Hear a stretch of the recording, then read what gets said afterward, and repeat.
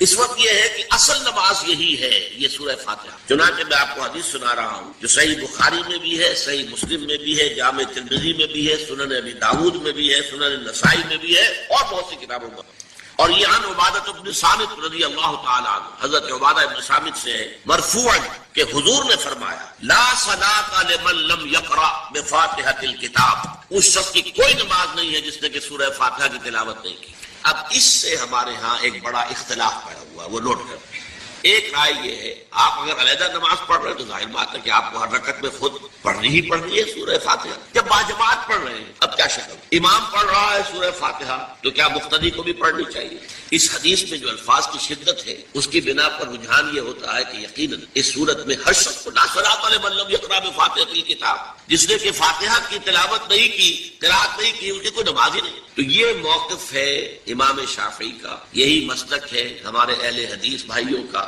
کہ آپ چاہے اکیلے نماز پڑھ رہے ہو، چاہے امام کے پیچھے پڑھ رہے ہو، اور چاہے امام جو ہے وہ جہری رکعت پڑھا رہا ہے اور چاہے سری رکعت پڑھا رہا ہے۔ خاموشی والی رکعت سورہ آپ کو معلوم ہے کہ نماز جو ظہر اور عصر کی ہے تو چاروں رکعتیں جو ہے وہ سری ہے، مغرب کے اندر آ کر دو جہری ہیں ایک سری ہے، عشاء میں آ کر دو جہری ہیں دو سری ہیں، سورہ اور نماز فجر کے اندر دونوں جو ہے وہ جہری ہیں۔ تو چاہے جہری ہو چاہے سری، آپ کو بھی لازماً جو مقتدی ہے اسے بھی سورہ فاتحہ پڑھنی ہوگی۔ اب اس کے لیے انہوں نے یہ طریقہ جو ہے تلقین کیا ہے کہ امام تیزی سے نہ پڑھے، رک رک کر پڑھے الحمدللہ رب العالمین، اس کے بعد اتنا وقفہ دے دے کہ جو مقتدی ہے وہ بھی کہہ لے اپنے دل میں یا اب پڑھ لے الحمدللہ رب العالمین الرحمن الرحیم۔ تو یہ رک رک کر پڑھنا، خاص طور پر اگر آپ کو موقع ہوا ہو کسی اہل حدیث امام کی امامت میں نماز ادا کرنے کا تو آپ دیکھیں گے کہ بڑا فرق ہے۔ ہمارے جو حنفی امام الحمدللہ رب العالمین الرحمن الرحیم مالک یوم الدین ایاک نعبد و ایاک نستعین، 4 آیتیں جو ہے وہ بھی ایک ساتھ میں پڑھ جائیں گے، لیکن یہ کہ عام طور پر جو اہل حدیث حضرات ہیں وہ رک رک کر ٹھہر ٹھہر کر پڑھتے ہیں، ترتیل کے انداز میں پڑھتے ہیں۔ یا پھر دوسری شکل انہوں نے ایک اور کی، یہ آپ سعودی عرب میں جب کبھی نماز پڑھیں گے اور آپ پڑھی ہو آپ نے تو وہاں آپ دیکھیں گے کہ امام جو ہے وہ سورہ فاتحہ پڑھنے کے بعد تو 1 منٹ جو ہے خاموش ہے تاکہ آپ اب جو مقتدی ہیں وہ اس وقفے میں وہ اب سورہ فاتحہ پڑھ لیں، پھر وہ قرات کرے گا، کوئی اور آیات اس نے شامل کرنی ہے تو بعد میں شروع کرے گا، درمیان میں وقفہ ہوگا۔ لیکن ایک مسلک یہ ہے، اور یہ مسلک جو ہے یہ در حقیقت قرآن مجید کی ایک آیت کے اوپر سورہ اعراف کے آخر میں فرمایا گیا وَإِذَا قُرِئَ الْقُرْآنُ فَاسْتَمِعُوا لَهُ وَأَنصِتُوا، جب قرآن پڑھا جا رہا ہو تو توجہ سے اسے سنو، خود خاموش رہو۔ اب یہ قرآن مجید کی آیت ہے، اس کے بنا پر ایک رائے یہ ہے کہ آپ امام کے پیچھے سورہ فاتحہ نہیں پڑھیں، پڑھا جا رہا ہے سنو، خود خاموش رہو۔ اور اس کے لیے وہ دلیل دیتے ہیں کہ یہ شکل ایک وفد کی سی ہے، جیسے کسی بڑی شخصیت کے پاس اگر آپ کا کوئی وفد جاتا ہے، 8-10 افراد ہیں، ان میں اسپوکس مین ایک ہوتا ہے، وہ بات کرتا ہے، باقی سب لوگ موجود رہتے ہیں، سنتے ہیں۔ اسی طریقے سے امام جو ہے وہ گویا کہ آپ کا نمائندہ ہے اور وہ پڑھ رہا ہے الحمدللہ رب العالمین الرحمن الرحیم مالک یوم الدین، تو امام کی قرات ہی آپ کی بھی قرات ہو، گویا کہ اس آیت سے اس حدیث سے اختلاف نہیں ہے، اس کی تعبیر سے اختلاف ہے کہ امام کا قرات کر لینا در حقیقت مقتدیوں کی طرف سے بھی قرات۔ اس میں جو حنفی مسلک ہے وہ بہت سخت ہے، اور وہ یہ ہے کہ چاہے سری نماز ہو اور چاہے جہری ہو، ہر کسی بھی حالت میں مقتدی جو ہے وہ سورہ فاتحہ نہیں پڑھے۔ اب اس میں ذرا سا سوال پیدا ہوتا ہے کہ جہری رکعت میں تو اس آیت کا اطلاق ہو جائے گا کہ وَإِذَا قُرِئَ الْقُرْآنُ فَاسْتَمِعُوا لَهُ وَأَنصِتُوا، سری میں تو اس آیت کا اطلاق نہیں ہوتا۔ بہرحال یہ مسلک ہے امام شافعی کا، ایک انتہا پر ہے، ہر صورت میں سری ہو یا جہری ہو آپ کو پڑھنی ہی پڑھنی ہے، اور امام ابو حنیفہ دوسری انتہا پر ہے کہ چاہے سری ہو چاہے جہری ہو کسی شکل میں نہیں۔ امام مالک کا مسلک ہے درمیان، اور میں اس میں کوئی جھجک محسوس نہیں کرتا کہ میں آپ کے سامنے عرض کر دوں کہ میں اس پر عمل پیرا ہوں۔ وہ کیا ہے؟ جہری نماز میں خاموش رہو اور سنو، اس آیت کا اطلاق ہو جائے گا جب بلند آواز سے پڑھ رہا ہے امام تو پوری توجہ، فَاسْتَمِعُوا لَهُ، اپنی پوری توجہ کو اس کے سننے کے اوپر مرکوز کر دو اور خود خاموش۔ سری رکعت میں البتہ جبکہ وہ بھی خاموشی سے پڑھ رہا ہے آپ بھی۔ بہرحال ان چیزوں میں نے یہ سب کوئی بیان کیا ہے تو اس سے جو میرا مقصود ہے وہ یہ ہے کہ معلوم ہو جائے کہ اس میں کوئی بڑی بنیادی بات نہیں، نہ یہ کہ جو حنفی ہیں وہ اس حدیث کا انکار کرتے ہوں کہ لا صلاۃ لمن لم یقرأ بفاتحۃ الکتاب، کیسے وہ انکار کریں گے، اور نہ ہی کوئی جو حنبلی ہے یا اہل حدیث ہے وہ قرآن کی اس آیت کا اختلاف جو ہے وہ اختلاف کر سکتا ہے کہ اذا قرئ القرآن فاستمعوا له وانصتوا، لیکن یہ کہ اس کے پھر اس سے جو احکام کا استنباط ہے اس میں اختلاف ہو جاتا ہے، تو اس کو نہیں سمجھنا چاہیے کہ یہ کوئی بہت بڑی اہمیت والی بات ہے۔ جب اللہ سے دعا کی جاتی ہے تو عام طور پر کہتے ہیں اللہ اپنے حبیب کے صدقے میں ہمیں سیدھی راہ دکھا، اس کا موجودہ دور کے حوالے سے کیا کانسیپٹ ہے؟ جو کام بھی ہم اللہ کے ساتھ کریں وہ ایک عبادت کا جز ہو اور اس میں کامل پیروی ہونی چاہیے حضور کی اور صحابہ کی۔ یہ صحابہ سے ثابت نہیں، اس میں یہ ہے کہ ذرا بھی ہم ادھر سے ادھر ہو جائیں گے تو خطرے میں پڑ جائیں گے، مشتبہات میں آ جائیں گے۔ جو چیز صحابہ سے ثابت ہے اس پر اکتفا کیجیے۔ کیا وہ ان میں کوئی محرومیت تھی کسی شے کی وجہ سے، کم رہ گئے کہیں؟ اصل میں ہم ان چیزوں میں جو کوئی بڑھاتے چلے جاتے ہیں اس سے پھر گمراہی کے، اگر شروع میں وہ گمراہی نہیں بھی ہوتی تو گمراہی کا احتمال اور گمراہی کا امکان ہو جاتا ہے۔ تو کیپ آن دی سیف وے، اور سیف وے یہ ہے کہ جو بھی چیز دعا کے ضمن میں جو بھی دعائیں صحابہ کرتے تھے جس طور سے کرتے تھے، حضور کو میں نے یہاں پہ حضور کے ساتھ صحابہ کو ایڈ کر لیا، کیونکہ یہاں تو حضور کو کہنا کہ حضور کے صدقے حضور کے واسطے یہ اے اللہ ہمارا یہ کر دے، تو یہ تو گویا کہ اگر ایسی بات صحیح ہوتی تو صحابہ کرتے، حضور تو نہ کرتے کہ میرے صدقے اے اللہ میری بات یہ قبول کر لے، لیکن صحابہ تو کرتے نا۔ لیکن یہ چیزیں ثابت نہیں ہیں، بس یہ دلیل میرے نزدیک اصل ہے۔ اب آپ اس پر عقلی دلیل لائیں نقلی دلیل لائیں، اس کا کوئی فائدہ نہیں۔ پہلے اصول طے کروا لیجیے، ما انا علیہ واصحابی، دین وہ ہے جو حضور کے طرز عمل سے اور حضور کے صحابہ کے طرز عمل سے ثابت ہو۔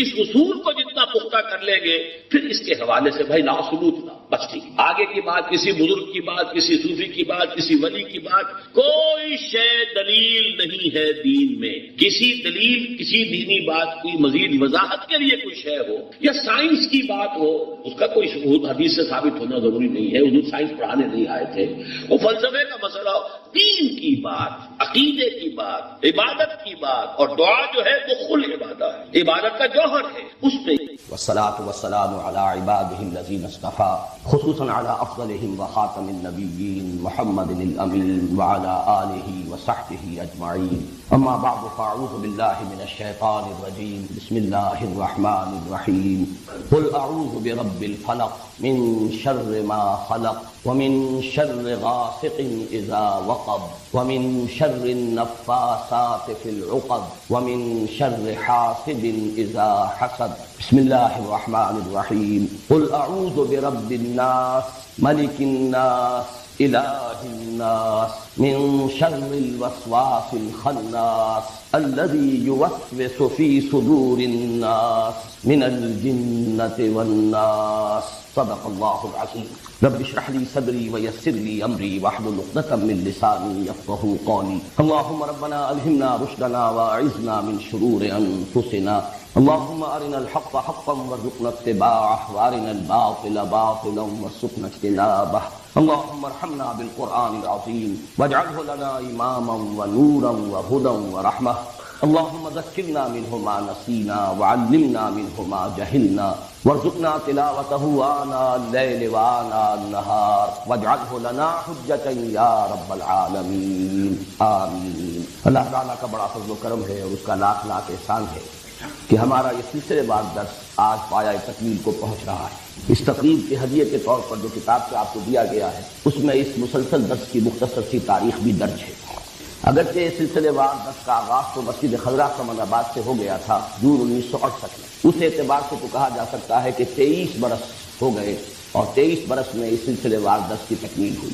لیکن اس میں چونکہ کچھ ڈپلیکیشن ہوئی، سن 74 میں ہمارا وہ درس مسجد خضرا سمن آباد سے مسجد شہداء مال روڈ پر منتقل ہوا، تو وہاں پر بھی میں نے جہاں اس منتخب نصاب کا بھی دوبارہ درس کیا جو مطالعہ قرآن حکیم اور دعوت رجوع القرآن کی تحریک کے لیے بمنزلہ اساس تھے، اور پھر سلسلے وار درس کا آغاز بھی ابتدا سے دوبارہ کیا۔ اس پہلو سے یہ 17.5 برس کی داستان ہے، اس لیے کہ یہ سلسلہ درس جو اب تکمیل کو پہنچ رہا ہے یہ وہ ہے کہ جو سن 74 میں مسجد شہداء مال روڈ سے شروع ہوا تھا۔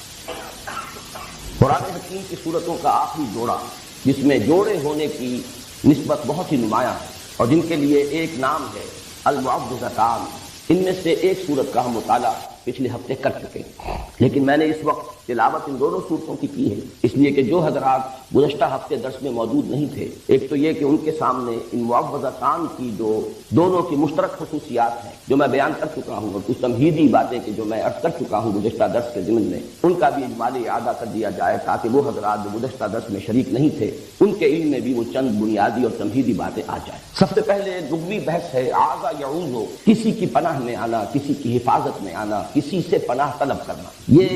یہ مادہ جو ہے مختلف ابواب سے قرآن حکیم میں بھی آیا ہے اور ویسے بھی عام استعمال میں اس کے مصدر مختلف ابواب سے آتے ہیں۔ آذا یعوذ ثلاثی مجرد سے اس کے معنی ہے خود پناہ طلب کرنا، خود حفاظت چاہنا، خود کسی کی پناہ میں آنا۔ یہی مفہوم ہوگا باب تفاعل سے، تعوذ یا تعوذ، اسی سے ہمارے ہاں مستعمل ہے لفظ تعوذ کے بعد انہوں نے یہ فرمایا، تعوذ کے بعد تلاوت کی۔ یہی مفہوم ہے باب استفعال سے، استعاذہ، جیسے کہ قرآن حکیم میں آیا ہے فَإِذَا قَرَأْتَ الْقُرْآنَ فَاسْتَعِذْ بِاللَّهِ، استعاذہ، اس کا مفہوم بھی ہوگا کسی کی پناہ میں آنا، کسی کی پناہ طلب کرنا خود اپنے، لیکن باب افعال سے اور باب تفعیل سے اس کا متعدی مفہوم بنتا ہے۔ اعاذ یعیذ، کسی اور کے لیے پناہ طلب کرنا یا کسی کو کسی کی پناہ میں دینا، جیسے کہ حضرت مریم کی والدہ سلام علیہما ان دونوں کا ان کا قول نقل ہوا ہے قرآن حکیم میں سورہ آل عمران میں، وَإِنِّي أُعِيذُهَا بِكَ وَذُرِّيَّتَهَا مِنَ الشَّيْطَانِ الرَّجِيمِ، کسی کو پناہ میں دینا۔ اسی سے باب تفعیل میں تعویذ کا لفظ بنا ہے جو ہمارے ہاں عام بول چال میں شامل ہے۔ تعویذ کے معنی بھی ہوں گے کسی کی پناہ میں دینا یا کسی اور کے لیے پناہ طلب کرنا، اسی سے یہ اس میں فاعل ہے۔ المعوذتان، دو پناہ طلب کرنے والی صورتیں یا دو وہ صورتیں جو کسی کو کسی کی پناہ میں دیتی ہیں، انسانوں کو اللہ کی پناہ میں دینے والی، جیسے کہ میں نے عرض کیا یہ قرآن حکیم میں جو صورتوں کے مابین نسبت زوجیت ہے، جوڑوں کی شکل میں ہے، اکثر و بیشتر صورتیں قرآن حکیم کی، اس کی نمایاں ترین مثال نہیں بلکہ یہ کہ سورہ فاتحہ جو پورے قرآن حکیم کے لیے ایک دیباچے کے طور پر ہے، مقدمے کے طور پر ہے، خود اپنی جگہ اتنی عظیم صورت ہے کہ اسے خود کہا گیا ہے والقرآن العظیم وَلَقَدْ آتَيْنَاكَ سَبْعًا مِنَ الْمَثَانِي وَالْقُرْآنَ الْعَظِيمِ، اور حضور نے فرمایا کہ سبع مثانی بھی یہ سورہ فاتحہ کی 7 آیات ہیں اور قرآن عظیم ہے اپنی جگہ مکمل قرآن۔ اس کے بعد جو دو صورتیں آتی ہیں سورہ بقرہ، سورہ آل عمران، ان کو بھی حضور نے ایک نام دیا ہے لیکن وہ زیادہ مشہور و معروف نہیں۔ الزہراوان، الزہراوین، دو نہایت تابناک اور نہایت روشن صورتیں، سورہ بقرہ، سورہ آل عمران، بلکہ ان کے لیے یہ آتا ہے کہ یہ میدان حشر میں غیایتان یا غمامتان کی شکل میں ظاہر ہوں گی، دو ایسی بدلیوں کی شکل میں یا دو جیسے پرندوں کے جھنڈ جیسے ہوتے ہیں جن سے سایہ ہو جاتا ہے، تو حشر میں ان کا ظہور ہوگا اس صورت میں، اور جن لوگوں کو ان صورتوں سے محبت تھی اور جو تعلق خاطر رکھتے تھے ان کے ساتھ، ان پر وہ سایہ کریں گی میدان حشر۔ تو ابتدا میں بھی الزہراوین اور اختتام پر المعوذتین۔ باقی یہ کہ جوڑے ہونے کی نسبت قرآن حکیم میں بعض مقامات پر بہت نمایاں ہے، بعض مقامات پر قدر خفی ہے، یہاں پر وہ نسبت بہت ہے۔ ایک تو یہ کہ ایک ہی مضمون ہے، صاف نظر آ رہا ہے تعوذ، تعویذ، پھر یہ کہ اس کو جو تقسیم کیا گیا اس کے اعتبار سے ہمیں یہ نظر آتا ہے کہ یہ کوئی الٹپ تقسیم نہیں ہے بلکہ بڑی حکیمانہ ہے۔ یہ ایک مضمون کو مکمل کرنا ہے دو حصوں میں، اور صحیح طرح تمثیل ہوگی کہ یہ ایک تصویر کے دو رخ ہیں۔ انسان پر کچھ آفات وہ ہیں جو خارج سے اس پر وارد ہوتی ہیں، اثر انداز ہوتی ہیں، ان سے پناہ طلب کرنے کی تلقین ہے سورۃ الفلق۔ قل اعوذ برب الفلق من شر ما خلق ومن شر غاسق اذا وقب ومن شر النفاثات في العقد ومن شر حاسد۔ اور ایک مصیبت وہ ہے جو خود انسان کے اپنے اندر سے ہو کر اس پر اثر انداز ہوتی ہے، وہ وسوسہ۔ ظاہر بات ہے کہ وسوسہ جو ہے وہ چاہے شیاطین انس کی طرف سے ہو یا شیاطین جن کی طرف سے ہو، وہ خود انسان کے باطن پر اثر انداز ہوتا ہے۔ نفس کے اندر جو داعیات موجود ہیں، اس کا اپنے نفس امارہ، اس کی اپنی حیوانی جبلت ہے، اس کے اپنے اینیمل انسٹنکٹس وہ ہیں کہ جو بھڑکتے ہیں، مشتعل ہوتے ہیں، اور اس سے پھر انسان کے دین اور ایمان کو، اس کی سلامتی کو خطرہ لاحق ہوتا ہے۔ تو بہترین حکیمانہ تقسیم کر دی گئی، خارج سے اثر انداز ہونے والے خطرات اور مضرات وہ سورۃ الفلق میں، اور انسان کے اپنے باطن میں سے ہو کر اس کے دین و ایمان پر ڈاکہ ڈالنے والی مصیبت، اس سے تعوذ سورۃ الناس۔ پھر ایک اس میں اچھی ترتیب بھی، سورۃ الفلق میں آپ دیکھیں گے کہ مستعاذ بہ، جس کی پناہ طلب کی جا رہی ہے، وہ صرف ایک آیت میں آیا قل اعوذ برب الفلق، جبکہ مستعاذ منہ ہو اس کے لیے 4 آیتیں ہیں، اور شر کے لفظ کی گردان اب شروع ہوئی ہے، من شر ما خلق ومن شر غاسق اذا وقب ومن شر النفاثات في العقد ومن شر حاسد اذا حسد۔ اس کے برعکس ریسیپروکل نسبت ہے، یہ اکثر ترتیب۔ سورۃ الناس میں 3 آیتیں ہیں کہ جن میں مستعاذ بہ، قل اعوذ برب الناس ملک الناس الہ الناس، اور مستعاذ منہ صرف ایک ہے، اگرچہ آیات 3 ہے لیکن شر کا لفظ ایک مرتبہ آیا ہے۔ من شر الوسواس الخناس الذي يوسوس في صدور الناس من الجنة والناس. آخری دو آیتیں اسی کی تشریح پر مشتمل ہیں، ورنہ مستعاذ منہ صرف ایک ہے، مستعاذ بہ، اگرچہ ذات باری تعالیٰ اپنی جگہ پر تو اکیلی ہے، تنہا ہے، قل هو اللہ احد، لیکن اس کے ساتھ انسانوں کی تین نسبتیں نمایاں کی گئیں، قل اعوذ برب الناس ملک الناس الہ الناس. اس کے بعد مستعاذ منہ صرف ایک آیت پر مشتمل یا ایک شرط. یہ ہے وہ ریسیپروکل نسبت جو عام طور پر قرآن حکیم کی جو صورتیں جوڑوں کی شکل میں ہوتی ہیں ان کے مضامین میں بالعموم پائی جاتی. اس کے ضمن میں ایک بہت ہی حسین نکتہ ہے جو امام راضی نے بیان کیا ہے کہ واقعہ یہ ہے کہ انسان پر جو مصائب یا جو شرور اثر انداز ہوتے ہیں خارج، اس کا سارا اثر انسان کے جسم اور جان پر ظاہر ہوتا ہے، جبکہ انسان پر جو شیطان کی وسوسہ اندازی کا اثر ہے وہ در حقیقت اس کے دین و ایمان پر ڈاکہ ڈالتا ہے. لہذا مستعاذ بہ جو ہے اس کے ساتھ بہت زیادہ تعلق کی ضرورت ہے، بہت مضبوط ربط کی تعلق ہے، اس لیے ضرورت ہے، اس لیے کہ شیطان کا یہ وسوسہ جو انسان کے دین و ایمان کے لیے خطرہ ہے، اس کے لیے جب پناہ طلب کرنے کی تلقین کی گئی تو قل اعوذ برب الناس ملک الناس الہ الناس، اس میں یہ تکرار میں جو زور ہے وہ واقعہ ادھر اشارہ کر رہا ہے کہ یہ ہے اصل جو مصیبت ہے، اور یہی وجہ ہے، اور یہ توازن ہے بڑا حسین کہ وہاں 4 شرور اور یہاں ایک شر، لیکن اس اعتبار سے یہ برابر ہے کہ وہ جتنے مضرتیں ہیں وہ انسان کے جسم و جان پر کسی مصیبت یا تکلیف کی شکل میں اثر انداز ہوتی ہیں، جبکہ یہ مصیبت جو ہے اس کے دین و ایمان پر ڈاکہ ڈالنے والی ہے، جس سے کہ اس کی ابدی زندگی جو ہے حیات اخروی اسے خطرہ لاحق ہے. تیسری تمہیدی بات ان صورتوں کے بارے میں زمانہ نزول سے متعلق ہے. اگرچہ سلف میں بھی رائے موجود ہے کہ یہ دونوں صورتیں مکی ہیں، اور ہمارے اس دور کے مفسرین میں سے مولانا مودودی صاحب نے بھی اس رائے کو قبول کیا،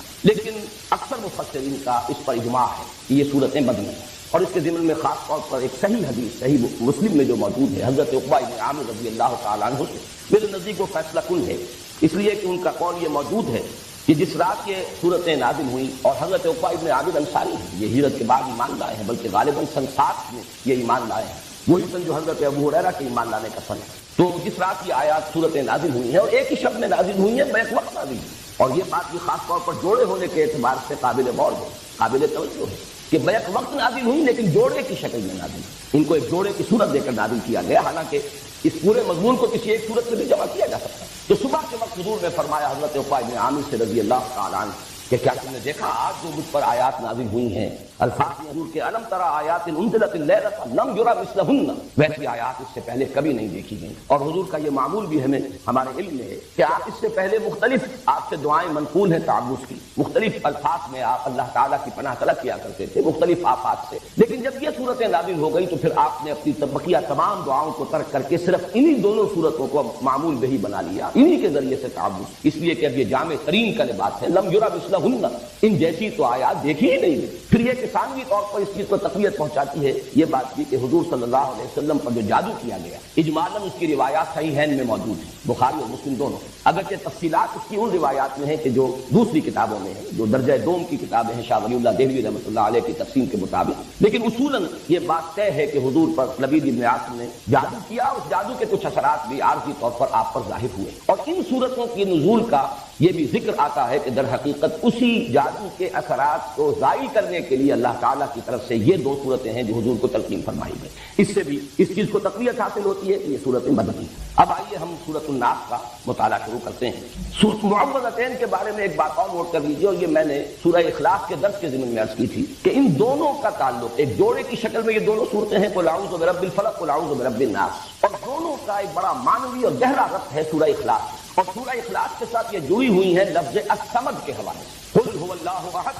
اللہ الصمد. اور صمد کے لفظ کے اگرچہ بہت سے معنی بیان ہوئے ہیں، مختلف تعبیرات کی گئی ہیں، لیکن جس چیز پر کہ تقریباً اجماع، صمد وہ ہستی ہے جس کی طرف رجوع کیا جائے پناہ کے لیے، مدد کے لیے، جس کی پناہ حاصل کی جائے، جس کی پشت پناہی چاہی جائے. جیسے کہ وہ چٹان کہ اگر جنگ ہو رہی ہو، کہیں مقابلہ ہو، تو جس لشکر کے پیچھے چٹان ہے وہ گویا کہ محفوظ ہے، اس کا عقب جو ہے، اور اس اعتبار سے ہمیشہ وہ چٹان کو اپنے پیچھے رکھ کر یا کوئی پہاڑ کے دامن میں آ کر، تاکہ ایک طرف سے خطرہ ہو صرف سامنے سے، پیچھے سے کوئی خطرہ لاحق نہ ہو، اس چٹان کو بھی صمد کہا جاتا ہے. بڑے بڑے سردار جو ہوتے تھے انہیں صمد کہا. اور یہ لفظ وہ ہے جو قرآن حکیم میں صرف ایک مرتبہ آیا، قل هو اللہ احد اللہ الصمد. تو یہ جو اللہ تعالیٰ کی ذات کی شان ہے کہ اسی کی پناہ طلب کی جا سکتی ہے. تمام آفات سماویہ ہوں، ارضیہ ہوں، خارجی ہوں، باطنی ہوں، نفسانی ہوں یا یہ کہ مادی ہوں، ان سب سے جس ہستی کی پناہ طلب کی جانی چاہیے یا کی جا سکتی ہے، یا جو ہستی کے پناہ دے سکتی ہے وہ صرف ایک ہے، اور وہ اللہ. قل قل هو اللہ احد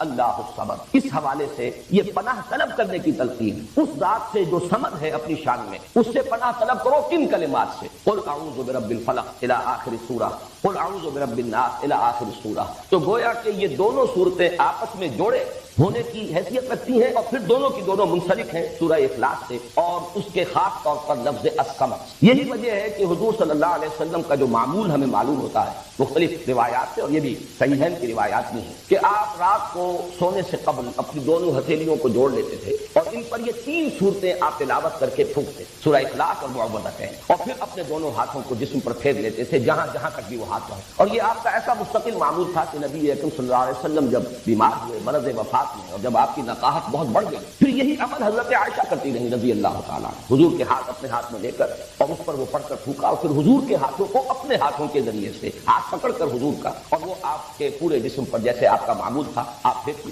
اس میں یہ تینوں صورتیں حضور نے جمع کی، اور بعض روایات میں لفظ بھی آتا ہے معوذات۔ یہ تینوں مل کر بھی در حقیقت ایک مضمون کی چونکہ تکمیل کر رہی ہیں۔ تو میں نے ایک لفظ جو ہے جو حضرات مستقلاً میرے اس درس میں شریک رہے انہیں معلوم ہے کہ 6 سوروں کی میں نے ایک اصطلاح ہے اس کو عام کیا ہے کہ قرآن حکیم میں بعض جگہوں پر ایسا ہے کہ 2 صورتیں جوڑوں کی شکل میں ہے اور پھر ایک صورت ان کے ساتھ منسلک، وہ ایک زمینے کے طور پر ہے یا یہ کہ اس سے پہلے وہ آئی ہے اور وہ پریزائڈنگ پوزیشن میں ہے اور جوڑا اس کے ساتھ منسلک ہے۔ اور اس طریقے سے متعدد مقامات پر قرآن حکیم میں یہ 6 سورے یعنی 3 صورتوں کے سب گروپ وجود میں آئے۔ یہی معاملہ اس سے پہلے 6 سورے کا ہے، قل یا ایھا الکافرون منفرد مزاج کی صورت ہے، اور اس کے ساتھ منسلک ہے سورۃ النصر اور سورۃ اللہب۔ یہ دونوں در حقیقت اس پیشن گوئی پر مشتمل ہیں کہ فتح آ کر رہے گی، محمد کا مشن کامل ہو کر رہے گا صلی اللہ علیہ وسلم، کفر کی قوت ٹوٹ کر رہے گی، اور اس کا سب سے بڑا نمایاں چونکہ وہاں فرد ابو لہب تھا، اس کے ہاتھ ٹوٹ کر رہیں گے، وہ تباہ و برباد ہو کر رہے گا۔ یہ دونوں صورتیں در حقیقت ایک ہی مضمون کے 2 پہلوؤں کو بیان کریں گے۔ مدد آئے گی اور مشن کی تکمیل ہوگی، اور وہ وقت آئے گا کہ لوگ جوک در جوک اور فوج در فوج اللہ کے دین میں داخل ہوں گے۔ اسی مضمون کا گویا کہ عکس ہے، کفر کی طاقت ٹوٹ کر رہے گی،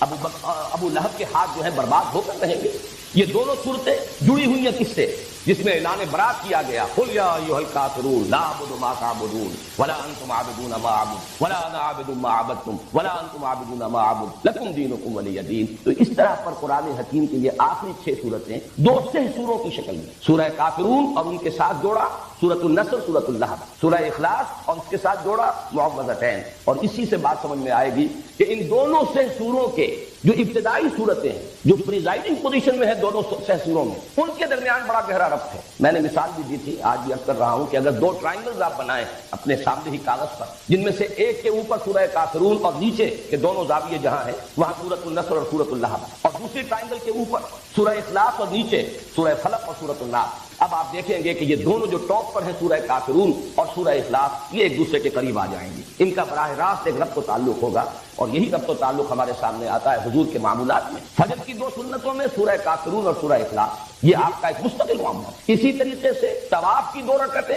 پہلی رکعت میں سورہ کافرون، دوسری میں سورۃ اخلاص، معلوم ہوا کہ ان دونوں میں بڑا گہرا ربط ہے۔ پھر یہ کہ سورہ اخلاص کو جہاں کہا گیا ثلث قرآن کہ یہ 1/3 قرآن کے مساوی ہے، وہاں سورہ کافرون کو فرمایا گیا ربع قرآن، یہ بھی 1/4 قرآن کے مساوی ہے۔ تو ان دونوں صورتوں کی عظمت اور ان کا جو باہمی قرب اور مناسبت ہے وہ ان 6 سوروں کی ترتیب کو اگر سامنے رکھا جائے تو بہت نمایاں۔ اب آئیے، قل اعوذ برب الناس ملک الناس الہ الناس، یہ ہے مستعاذ بہی، جس کے ذریعے سے استعاذہ کیا جا رہا ہے، جس کی پناہ طلب کی جا رہی ہے، یا جس کی پناہ طلب کرنے کی تلقین کی جا رہی ہے۔ قل کے لفظ کو شامل کیجئے، کہو میں پناہ میں آتا ہوں، میں پناہ طلب کرتا ہوں لوگوں کے رب، لوگوں کے بادشاہ کی، لوگوں کے الہ اور معبود کی۔ یہ جو 3 الفاظ آئے ہیں اور ہم ان تینوں آیات پر ایک ہی وحدت کی حیثیت سے غور کریں گے، اس لیے کہ یہ مستعاذ بہی ہے، جس کی پناہ طلب کی جا رہی ہے، جس کی حفاظت چاہی جا رہی ہے۔ ان میں سب سے پہلے جیسا کہ میں نے اپنے آخری درس میں عرض بھی کیا تھا سورہ اخلاص کا جب ہم مطالعہ کر رہے تھے کہ اگرچہ اس سے پہلے درس کے دوران لفظ اللہ جو ہے، اللہ کا یہ نام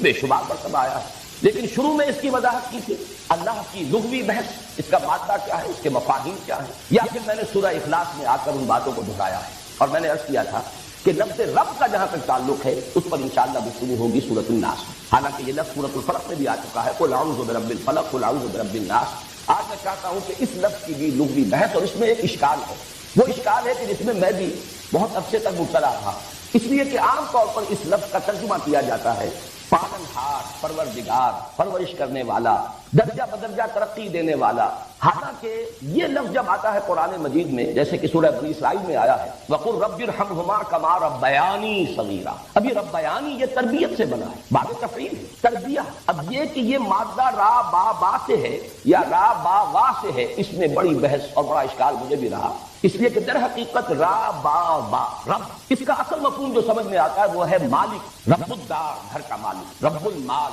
مال والا جس کی انویسٹمنٹ ہے. مضاربت اگر ہے، ایک شخص جو ہے اس نے انویسٹ کیا ہے وہ رب المال ہے، اور دوسرا شخص جو ہے وہ مضارب ہے، وہ کام کر رہا ہے، محنت کر رہا ہے. تو رب کا لفظ جہاں بھی آتا ہے در حقیقت اپنے اصل مفہوم میں اس کا مفہوم جو ہے لغوی، مجھے جو اشکال لاحق آ یہی تھا کہ وہ تو اس کے استعمالات کا اگر ہم جائزہ لیں تو وہ تو مالک ہونے کے مفہوم میں آتا ہے، رب المال، رب الدار، رب البیت. اس میں رب کا لفظ، اب جیسے خاص طور پر رب البیت، یہ جو خانہ کعبہ ہے اس کا رب، خانہ کعبہ کی تو کوئی تربیت نہیں، اس کی کوئی پرورش نہیں، اس کا کوئی پالنا پوسنا نہیں، وہاں تو در حقیقت رب کا مطلب مال، جیسے رب المال ہے اسی طرح رب الدار ہے، مال والا، گھر والا، مال کا مالک، رب کا مالک، گھر کا مالک. لیکن یہ کہ یہ لفظ جو ہے میں نے اس پر جب مزید غور کیا تو متعدد الفاظ ایسے ہیں کہ جس میں یہ را با با جس طریقے سے ہے، اسی طرح شین قاف قاف شق، دال سین سین دس، اس سے جب باب تفعیل میں مصدر بنتے ہیں، جیسے کہ وہاں پر شق سے جو شین قاف یا، یہ بھی مادہ ہے، شین قاف یا کا مادہ ہے جس کا مفہوم آتا ہے نامراد ہونا،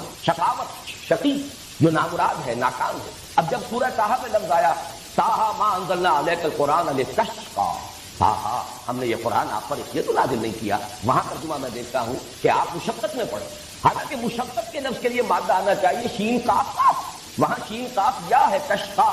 یہ ایک اشکال رہا میرے ذہن میں. اسی طریقے سے دسا، دال سین سین اور دسا، یہ جو آیا ہے قد افلح من دساہا وقد خاب من، قد افلح من زکاہا وقد خاب من دساہا، یہاں پر بھی وہ اشکال ہے. تو یہ اشکال ہوا امام راضی کی جب تفسیر میں پڑھ رہا تھا سورۃ الشمس کی، تو انہوں نے بعض نحویین کا یہ قول نقل کیا کہ یہ مادے در حقیقت دال سین سین اور دال سین یا، یہ بہت ایک دوسرے کے برابر ہم مانی ہے، بلکہ ایک ہی لفظ کی بدلی ہوئی شکل ہے. یہی اصول اگر ہم اس کا اطلاق کریں را با با اور را با وا پر، تو اس کا مطلب یہ ہے کہ یہ دونوں الفاظ بہت قریب ہیں، ان کو علیحدہ مادے بھی کہا جا سکتا ہے، ایک مادہ بھی قرار دیا جا سکتا ہے. چنانچہ میں نے جب تحقیق کی ہے تو عجیب صورت سامنے آئی کہ لغت کے ایک بہت بڑے امام اور خاص طور پر مفردات القرآن کے مصنف، اتنی عظیم کتاب لکھنے والے امام راغب اصفہانی، انہوں نے را با با کے مادے کے ساتھ اس میں رب کے ساتھ صرف ربا یربی کو ایک ہی کہا ہے کہ یہ ربا یربی تربیت، اور را با با یہ در حقیقت ایک ہی مادہ، یہ دو مادے علیحدہ ہی نہیں. جبکہ فؤاد عبد الباقی، اس نے جو کتاب لکھی ہے المعجم المفرس لالفاظ القرآن الحکیم، اس نے اس کو بالکل برعکس رب کے ساتھ صرف اربابن، ربیون، ربانیون، ربائب کے لفظ کو جمع کیا ہے، باقی اربا یربی، ربا یربی، ان سب کو وہ ایک علیحدہ جو مادہ ہے اس کے ساتھ لیتے ہیں. اس اعتبار سے ان میں جو قرب ہے، ان میں جو ترادف پیدا ہو گیا، اور دو اتنے عظیم جو ہمارے مفکرین ہیں لغت کے ماہرین، ان میں بھی یہ اختلاف پیدا ہوا، تو اس کی بنا پر یہ سمجھیے کہ یہ رب کا مفہوم جو عام طور پر عام ہو گیا ہے، پالنے والا، پوسنے والا، یہ اس وجہ سے ہے کہ یہ را با وا اور را با با یہ دونوں بالکل ہم مانی اور ایک دوسرے کے قریب اور مترادف یہ مادے ہیں. اس لیے عام طور پر ترجمہ جب بھی رب کا کیا جائے گا تو پالنہار، پروردگار، پالنے والا، پوسنے والا، بلکہ یہ کہ امام راغب اصفہانی نے تو کہا یہ ہے کہ را با با ہے ہی تربیہ، اور تربیہ کا مفہوم کیا ہے؟ کسی شے کو حالن فحالن ترقی دینا، درجہ بدرجہ ترقی دیتے ہوئے اس کے نقطۂ عروج تک، اس کے نقطۂ کمال تک پہنچا دینا، یہی رب کا اصل مفہوم. اس کے بعد آئیے دوسرا لفظ ملک، اس میں بھی نوٹ کیجئے ملکیت، مالکیت اور اس سے آگے ملکیت، بادشاہت، یہ بھی مادہ تو ایک ہی ہے. یہی وجہ ہے کہ سورہ فاتحہ میں مالک یوم الدین بھی ہے اور ملک یوم الدین بھی اس کی قرأت موجود ہے. مالک اور ملک میں کوئی فرق نہیں، اس لیے کہ ملکیت ہی پہ سارا معاملہ ہے. جو شے میری ملکیت ہے اس کا مطلب یہ ہے کہ میں اس میں حق تصرف رکھتا ہوں، جو چاہوں اس کے ساتھ معاملہ کروں، اور یہی حق تصرف ایک اجتماعی سطح پر آ کر بادشاہت کا تصور جو ہے اس کو جنم دیتا ہے. بادشاہ جو ہے جیسے کہ فرعون کا قول نقل ہوا قرآن حکیم میں، الیس لی ملک مصر، کیا مصر کی بادشاہی میرے لیے نہیں؟ وہذہ الانہار تجری من تحتی، اور یہ جو دریا ہیں یا جو نہریں بہ رہی ہیں وہ میرے نظم کے تحت، میرے کنٹرول میں. آج کی اصطلاح میں ہم کہہ سکتے ہیں کہ جس کو چاہوں موگا دوں، جس کو چاہوں نہ دوں، جس کے لیے چاہوں موگا جو ہے اس کے پانی کے لیے میں اس کے میں اضافہ کر دوں، اور جس کے لیے چاہوں اس کے اندر کمی کر دوں، یہ میرا اختیار ہے. تو در حقیقت ملکیت، مالکیت اور ملکیت یہ ایک ہی مادے کی مختلف شکلیں ہیں. اس لیے کہ جو شخص کسی شے کا مالک ہو، جو ہستی، وہی در حقیقت اس کی بادشاہ ہے. اس کو اس کے اندر اختیار حاصل ہے تصرف کا کہ جس طرح چاہے تصرف ہے. کیا یہاں کچھ دریا کا انتظام نہیں کیا تھا؟ لوگ کھڑے نہیں. مجھے تو آپ حضرات آگے آ جائیے، چاہے یہاں بیٹھ جائے جب تک دریا نہیں آ رہی، لیکن کھڑے رہنا تو درست نہیں. تیسرا لفظ جو ہے الہ، اس پر جیسا کہ میں نے عرض کیا ہے، میں سورہ اخلاص کے درس کے ضمن میں تفصیلاً عرض کر چکا ہوں. اب میں چاہتا ہوں کہ ان تینوں الفاظ کے حوالے سے حکمت قرآنی کا جو ایک بہت بڑا خزانہ ہے اور قیمتی موتی ہے، اس کی طرف ہم توجہ کریں. ان تینوں الفاظ میں جو نسبت ہے رب اور ربوبیت، ملک اور ملکیت، اور پھر اس کے ساتھ الہ، اگر اس کا آپ جائزہ لیں گے تو انسان کے ذہنی ارتقاء کے یہ تین منزلیں ہیں کہ جن کی نشاندہی ان تین الفاظ کے ذریعے سے ہوتی. بچپن میں جبکہ ابھی انسان کو، بچے کو کسی اور شے کا احساس نہیں سوائے اس کے کہ اس کی احتیاجات، بھوک لگتی ہے، اس کی کوئی اور ضرورت ہے جو پوری ہونی چاہیے، یا اس سے آگے بڑھ کر کچھ حفاظت ہے جو اسے درکار ہے، مطلوب ہے، اور اس کا یہ تصور اس